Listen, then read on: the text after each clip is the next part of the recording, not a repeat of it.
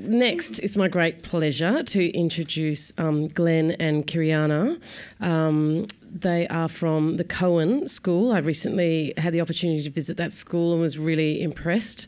So Glenn's the principal at Cape York Academy in Cowan, and Kiriana is the Direct Instruction Implementation Manager also at Cowan. Welcome to you both.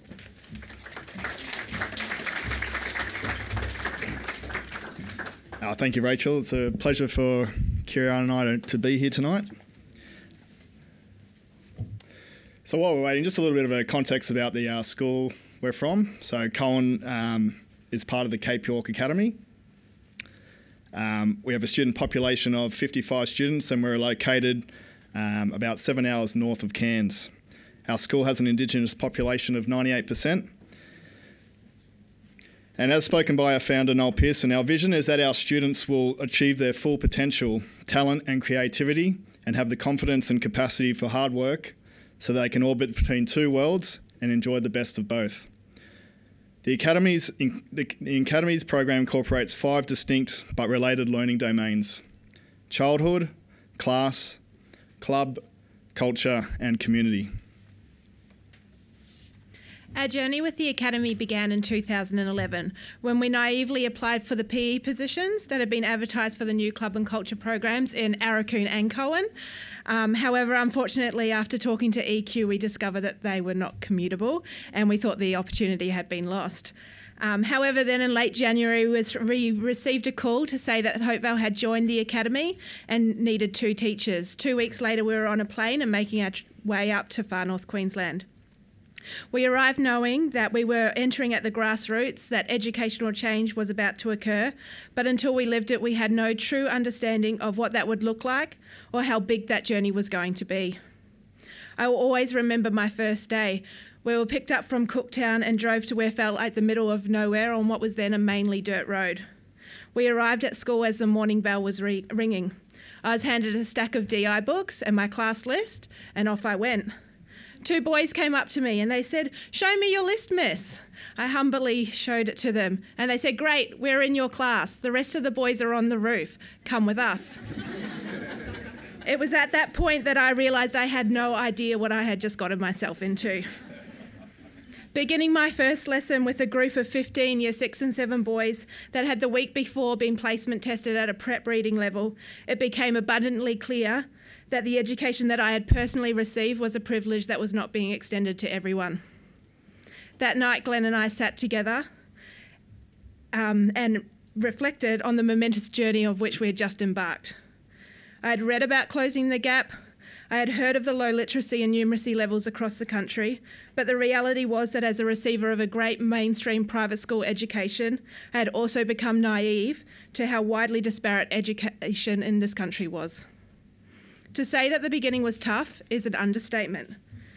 We did, however, have a fantastic principal in Cheryl Cannon, a great Indigenous leader, who despite that trying beginning continued to motivate us. We were building a culture of high expectations and no excuses that took commitment, but the rewards would be worth it. Through her leadership, No Excuses came to mean that we believed our students' prospects would no longer be determined by their ethnicity, location, or socio-economic status. The fact that some of our students come from disadvantaged or even dysfunctional backgrounds would no longer be an excuse for educational failure.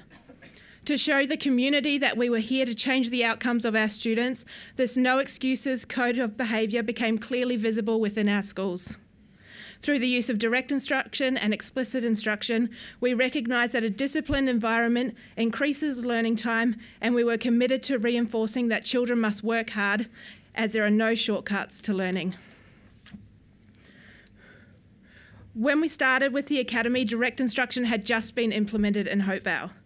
Direct instruction is an education program that combines explicit instruction pedagogy with a comprehensive curriculum, student assessment and scripted lessons.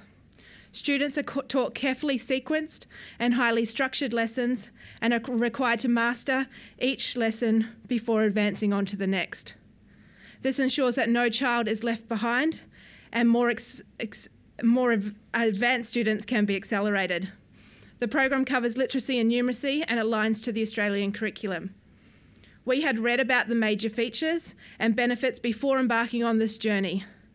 However, the reality of being there when it was first introduced was definitely our next challenge.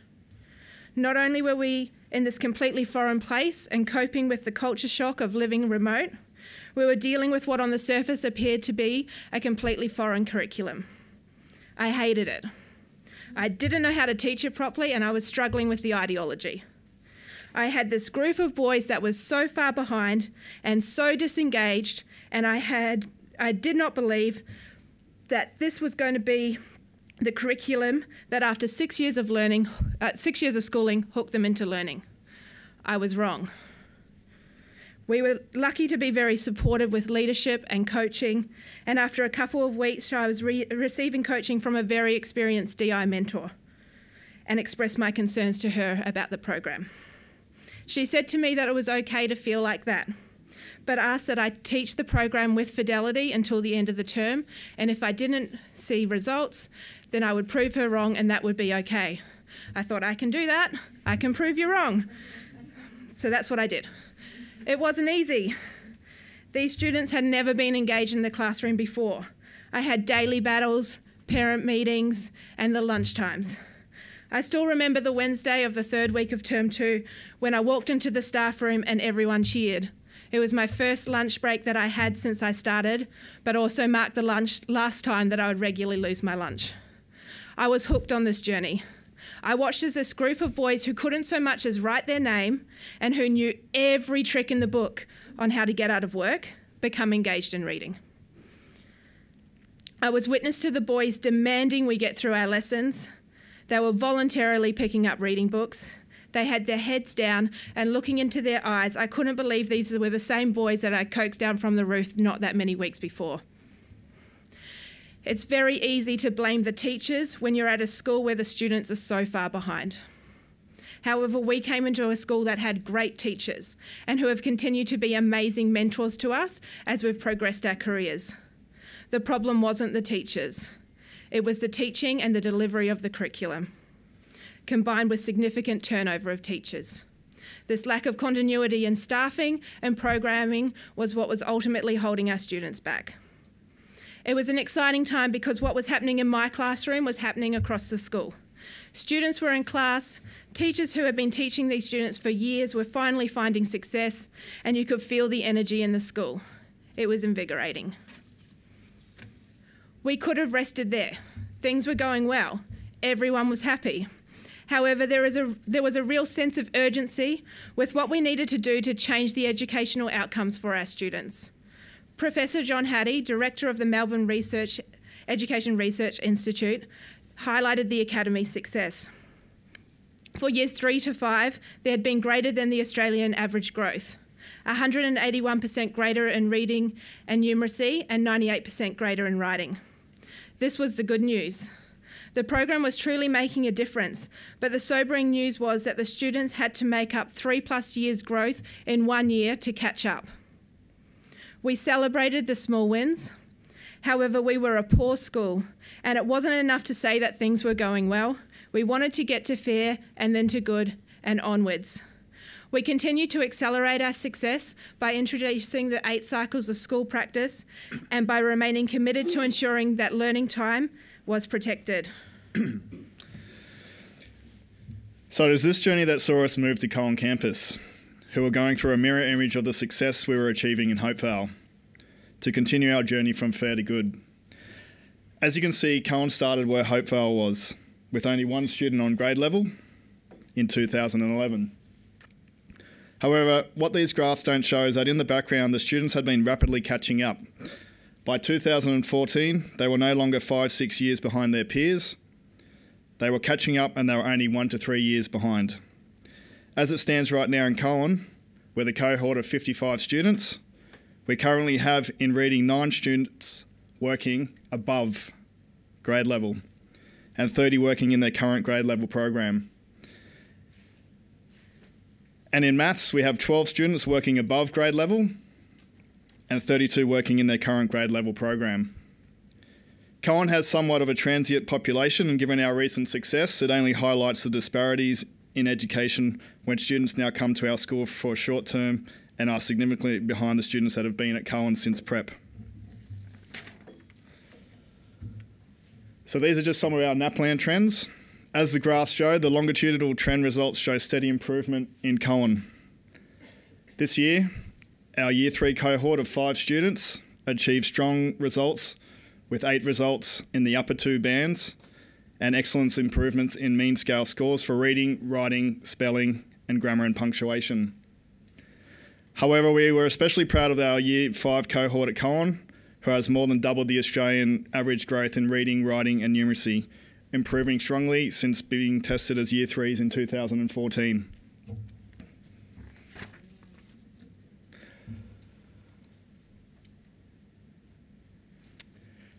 Our schools, however, are more than just a direct instruction school. We use explicit instruction to cover the other key learning areas in an exciting application of the Australian curriculum. So our club program is the component of our school day is where students are delivered units which consist of explicit instruction units for PE, music and science. This part of the day is where we focus on moral development, higher order thinking skills and creative expression. We also have a strong music program that sees all our Year 3 to 6 students learn an instrument and join the school band.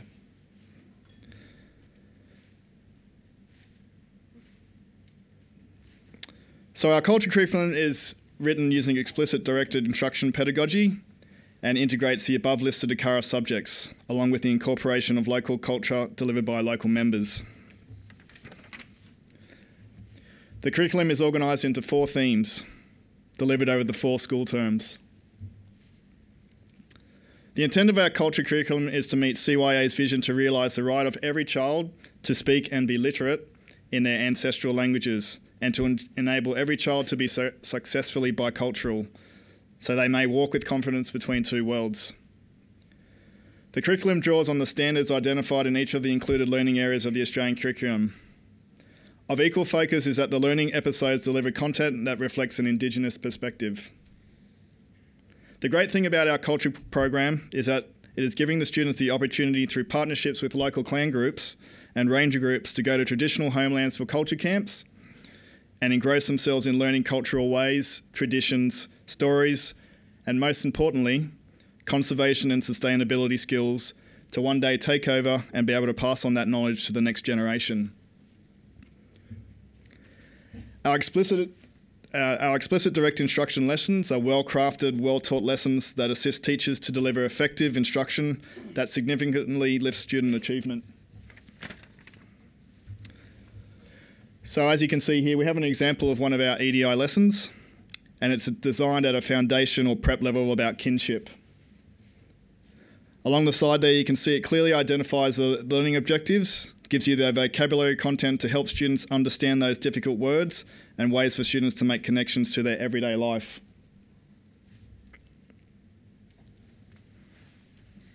The Academy is proud that we are able to provide such a rich curriculum to our students and aims to close the academic achievement gap between Indigenous and mainstream students while supporting Cape York children's bicultural identity. We could talk about the quantitative results of the Academy that the Academy has achieved all night. However, for us, it is the qualitative stories, of which there are hundreds, that continue to drive us on this continuous improvement journey. It is watching the Year 5 student who a year prior we were told would always have behaviour problems and would never learn to read, stand up and deliver a speech that he's written on his own to the entire school community on why he should be elected a school leader. It is being part of a cultural shift that sees students in Hopevale not only learning their traditional language, but being strong and confident enough to deliver end-of-year performances completely written and delivered in their native tongue. It is the families that were once disengaged and avoiding the school, turning up to be classroom reading helpers, or calling the principal in the morning to say, "I'm having trouble getting my child to school, can you come and speak to them?" It is watching a whole generation of students who were so lacking in confidence that they were ashamed to come up to parade to receive an award, to now not only be proud and confident when they are recognised for their achievements, but are also able to articulate why and how they achieved that success. It is each of these tiny but ultimately powerful breakthroughs that have made the journey that we have embarked on so richly satisfying. We aren't there yet, but we're on our way to becoming a great school. Thank you. Before we finish, guys, it's really exciting to have Dion Creek here from our Coen community. I'd just like to take this opportunity to invite Dion up to the stand just to talk a little bit about his experiences, because he has 2 children currently at the school at the moment. So please welcome Dion.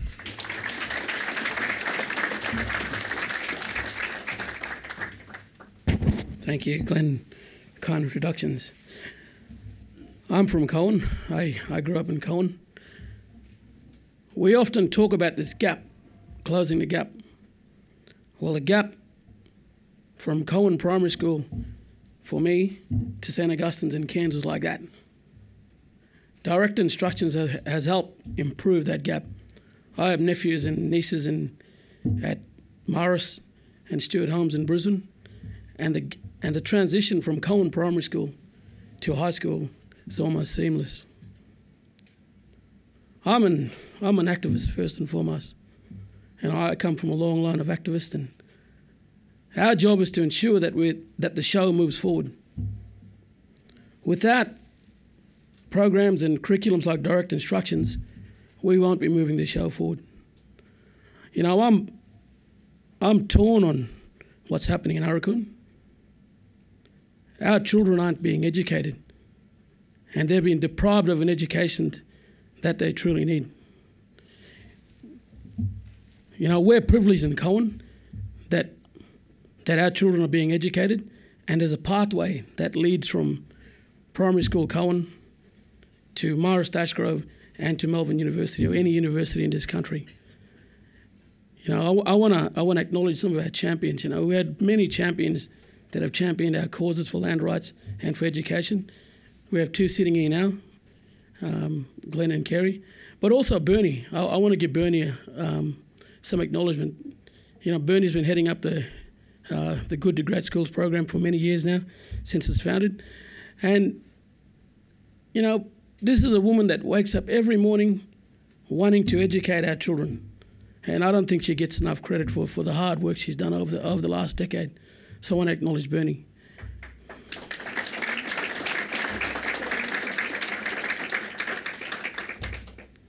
Done. Thank you.